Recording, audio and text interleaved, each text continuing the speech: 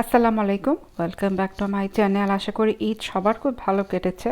আর আবারও welcome back my channel. আরেকটি video নিয়ে আসলাম, মজাদার ওয়াটারমেলন পুডিং।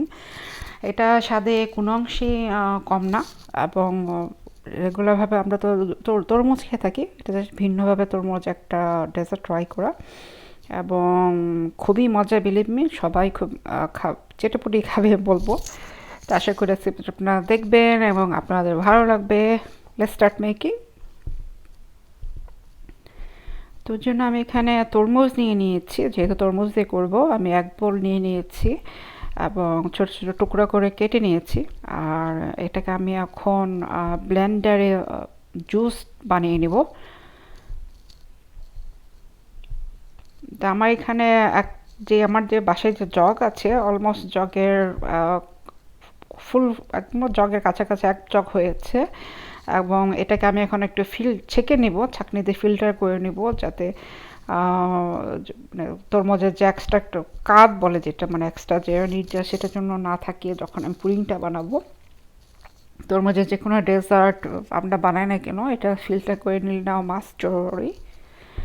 তো যখন আমি ড্রেন আউট করে নিলাম, ফিল্টার করে নিলাম তরমুজের এক্সট্রা অংশ, তখন আমার এটা হয়ে গেল 4 কাপ পরিমাণ হয়েছে। এটা আমার যে মেজারমেন্ট কাপ, সেটাতে এটা 4 কাপের মেজারমেন্ট কাপ, সেটা দিয়ে 4 কাপ হয়েছে। এই কাপটাই মেজারমেন্ট 4 কাপ। আর চুলায় দেওয়ার আগে আমি জাস্ট একটু নেড়ে নিলাম, জাস্ট একটু মেক শিওর সব এভরিথিং মিক্স ওয়েল। এখন চুলায় দিয়ে দিলাম আমি একটা পটে, আর আমি এটাকে মিডিয়াম হিটে রেখেছি জালটা, আর মাঝে মাঝে জাস্ট একটু নেড়ে দিচ্ছিলাম। কিছুটা সময় পরে বলক চলে এসে পরে আমি এখন দিয়ে দিলাম 1/2 কাপ চিনি। আর তো কিছু তরমুজ আছে খুবই মিষ্টি হয়, কিছু তরমুজ আছে কম মিষ্টি হয়, আবার অনেক আছে মিষ্টি খুব লাইক করে। তো এক একজনের টেস্ট এক রকম, তরমুজ এক এক রকম হয়। তো আপনারা আসলে চেক করে দেখবেন, আপনাদের যদি ভালো মিষ্টি কম মনে হয় চিনি আরও বেশি দিতে পারেন। আর আমি দিয়ে দিলাম 1 টেবিল স্পুন রোজ সিরাপ। আপনারা চাইলে এটা ফুড কালারও দিতে পারেন। ফুড কালার দিলে আপনারা একটু কিছুটা কম পরিমাণে ইউজ করবেন, জাস্ট এ পিঞ্চ। দেওয়ার কারণই হলো জাস্ট কালারটা যেন সুন্দর আসে, নাথিং এলস, এটা টোটালি অপশনাল। আর আমি এখন যেহেতু পুডিং বানাবো, তো আমি এখন দিয়ে দিব কাস্টার্ড পাউডার। তো আমি 1/2 কাপ পানিতে 1/3 কাপ কাস্টার্ড পাউডার মিক্স করে নিয়েছি, খুব ভালো করে মিক্স করলাম। আপনারা দেখতে পাচ্ছেন কোনো লাম্পস নেই।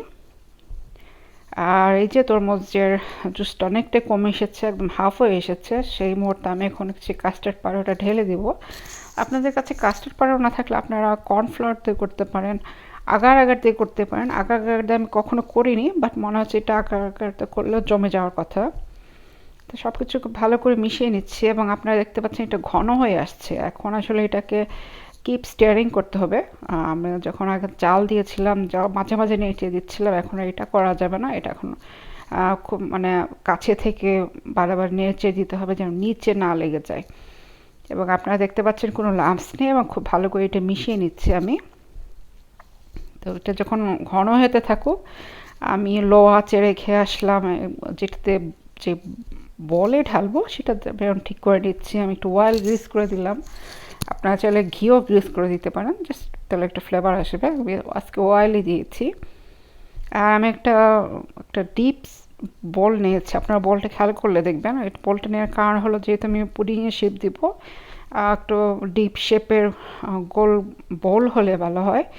আর আপনারা দেখতে পাচ্ছেন তরমুজের থিকনেসটা, এটা কতটা মানে মানে থিক করে এটাকে নামিয়ে নিয়েছি।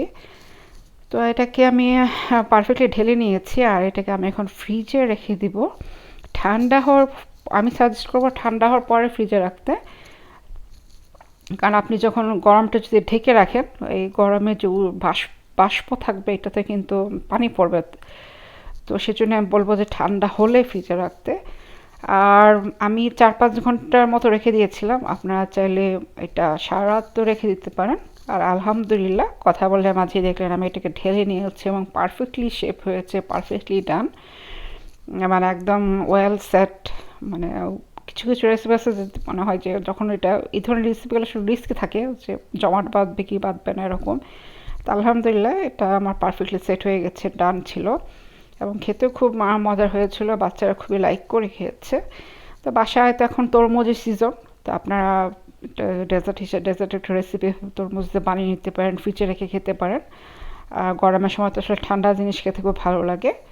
তো আশা করি আজকের রেসিপি আপনাদের ভালো লেগেছে। ভালো হলে অবশ্যই কমেন্ট করে জানাবেন। সবাই অনেক ভালো থাকেন। আল্লাহ হাফেজ।